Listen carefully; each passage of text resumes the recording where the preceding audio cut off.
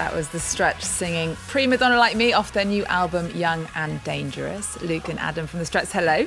Hello. Hello. It's been a long time since you've been here. Have you turned into prima donna since I last saw you? We were always prima donnas. Well, I speak for myself, but no, the journey has been absolutely fantastic, since we last met. Now, you're on tour with your second album, Young and Dangerous. You're playing a sold-out gig in Paris this week at the Trabendo. But you sat here 5 years ago, just before you opened for the Rolling Stones here in Paris. You hadn't even released your first album then. Then you performed in front of 80,000 people. What was that gig like? Yeah, talk about throwing yourself into the deep end, and that was exactly what it was. It's quite funny. That particular show really changed everything for us. And France has always sort of played a very important part in our development. Leading up to that particular show, we would come here all the time, and it was really the first place where we really had a really strong audience. Why do you think that was? Well, we had great support from WeFM here in Paris, who were playing our music before anyone else was.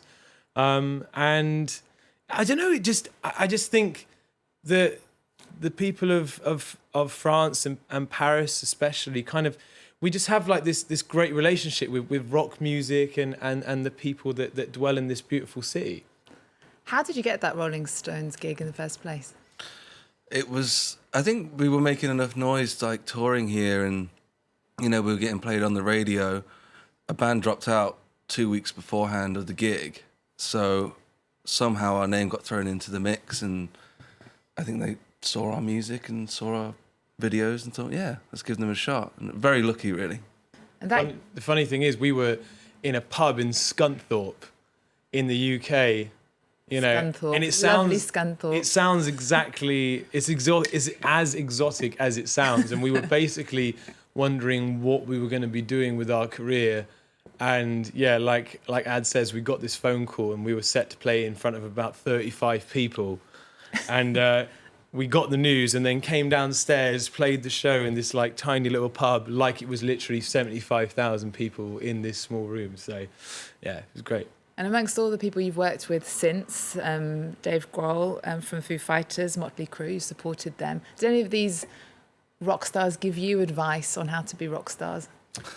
Yeah, there's so much you can learn from them, whether it's the work ethic, the passion. A lot of these groups that we've had the honour of opening up for, they've been together for a serious amount of time, and you've really got to love what you do to sort of continue, because after a certain point, it's not about the money, it's not about everything else that kind of comes with that. It's got to be about the music. It's got to be about playing with each other and with the group that you're in. So, Nicky Sixx, for example, he gave me some very straightforward advice. He was just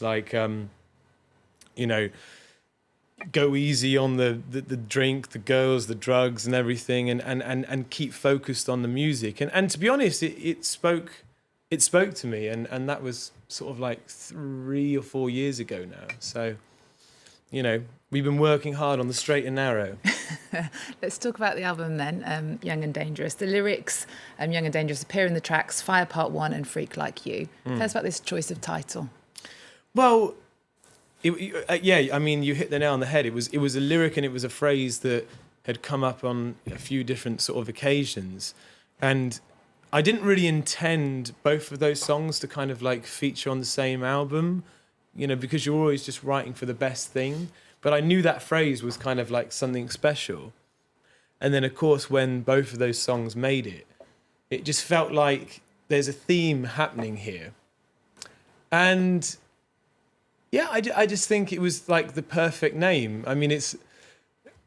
As you'll sort of see, the first album was called Everybody Wants, which was kind of swamped in irony, because at the time no one really wanted us. And then I guess the Young and Dangerous thing is to a degree we are still young, but we can just about say it now. And we're still dangerous. So it's kind of this fun, ironic thing, but it's not really talking about ourselves. I like to think of it as the fans, the people who are listening to the music, you know. Okay, well, let's have a listen to one of the tracks off the album. This is Body Talks featuring Kesha. I need to know what you need, what you like.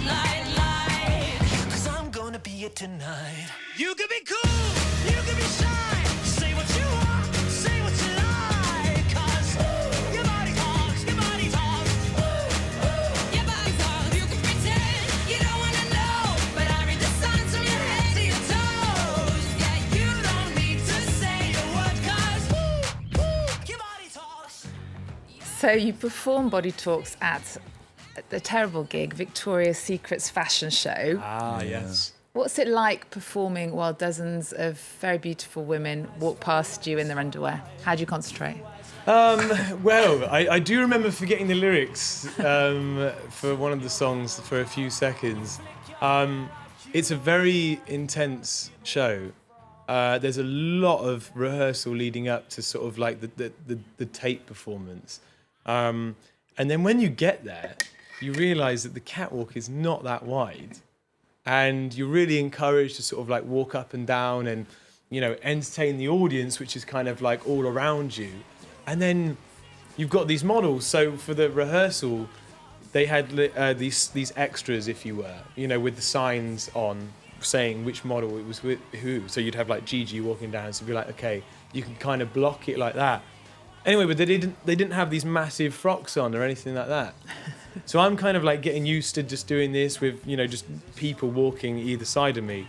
But when it came to the taped one, with the audience, they're like there with these huge, massive, like bouffant like dresses and like that you literally think, oh my God, if I stand on one of these skirts, you know, or just throw something It would at make them. a good buzz, wouldn't it? I mean, yeah, any pressure True. would be good press. But What about this title, Adam, of England's newish glam rock heroes? Well, I haven't heard that before. But, I mean, we just do what we do at the end of the day, and if people want to give us that, then cool. We're just doing the music that we like, and everyone keeps saying like, "Oh, you're saving rock and roll and stuff like that," but it's just we're playing the music that we've always wanted to play. Like when me and Luke started the band 10 years ago, and it's just still making the same music we want to, and just want to keep writing and making the best music possible. And if people give us titles like that, then whatever. It's not a bad title. And Luke, I read that you actually used to make your own clothes as you were growing up. I did. Thank God I don't have to do that now. Well, it was your mum, apparently, who encouraged you to reach out to a designer, and that designer, Zandra Rhodes, made the clothes for your first tour. She did. Actually, Zandra made this beautiful sort of like cape outfit, which I premiered at the Stade de France here in Paris, supporting the Stones. And that's the only reason why that relationship ever happened. You know, we got the call and I was like looking at my wardrobe, my attire, and I was like, I can't go on, you know, in front of these tens of thousands of people without something super special. And then, yeah, you're right. It was my mum who was like, well, you know, you always show me these pictures of like what Queen was wearing in the 70s. It was like, why don't you just send her an email? Of course I did. And then, funny enough, literally the next day, she got back to me and was like, yeah, you know, come to my studio in London. And I did. Well, you mentioned Queen there. There have been lots of comparisons between you and Freddie Mercury. Actually, on the bottom of the show that we first did, that was online, there were lots of comments. I mean, this is 5 years ago. This guy vocally reminds me a lot of Freddie Mercury. Luke is like Freddie born again. He captures the look and the voice of memories of the past. Of course, Rami Malek has just won the Oscar for playing Freddie Mercury in Bohemian Rhapsody. Maybe you should have played him.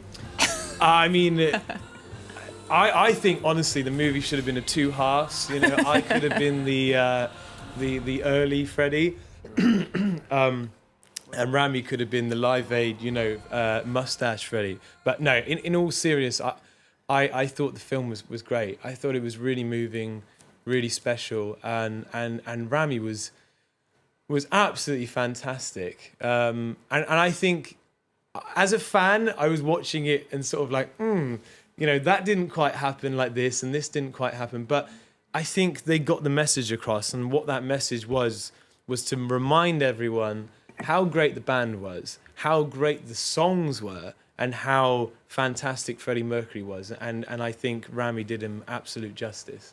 Now, we end every show with our guests' cultural pick of the moment, and you guys have picked another film about musicians. Tell us about your choice. Oh, well, that was me, yeah. I picked A Star Is Born. I went to see it on my own, and I just cried my eyes out at the end of the film, and I just thought it was amazing. And I went to see amazing. I'm with you, Luke. It's like my favourite film of last year. Yeah, Really? I went to see it another 2 times at the cinema. And I just thought it was directed amazingly. I thought the story was great. I thought it was acted amazing. I thought the songs were amazing. We're going to be making our musical film very soon, and it's going to be sweeping the Oscars with, with guest appearances with, Lady Gaga, Russell Brand, and everyone in between. And Rami Malek's going to feature. He's going to be playing me. He's playing me, yeah. We're looking forward to that then. Yeah. Adam and Luke, thank you so much for joining us. Thanks for that. Reminder for you guys at home, the Struts are playing at the Trabendo this week, and the album Young and Dangerous is out now. Remember our website, we're also on Twitter, Facebook and Instagram. There's more news coming up on France 24 after this.